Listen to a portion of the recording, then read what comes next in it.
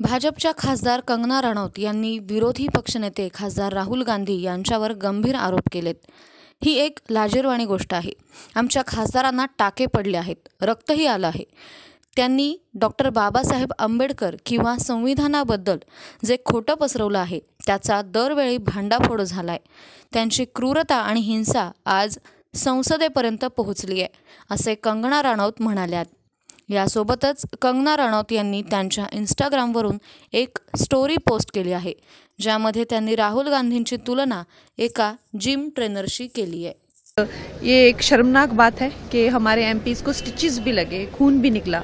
तो उन्होंने ये जो झूठ फैलाया हुआ है, चाहे बाबा साहब अम्बेडकर जी को लेकर हो, चाहे संविधान को लेकर हो, इनका झूठ हर बार बस्ट किया गया है, हर बार जो है उसको पर्दाफाश किया गया है। लेकिन अब इनकी क्रूरता और हिंसा ये देखिए आप संसद भवन तक पहुंच चुकी है और आज इन्होंने ये काम किया है, धक्का दिया है, उनको जो है खून निकला है। तो सब भाजप खासदारांवर राहुल गांधींनी आज संसदेत हल्ला केला। हा व्यक्ती संसदेत जिम ट्रेनर प्रमाणे बायसेप्स दाखवत येतो आणि आता लोकांना धक्काबुक्की आणि ठोसा द्यायलाही सुरुवात केली आहे। राहुल गांधी हा एक कलंक आहे, असंही कंगना राणौत यांनी त्यांच्या स्टोरीमध्ये लिहिलंय।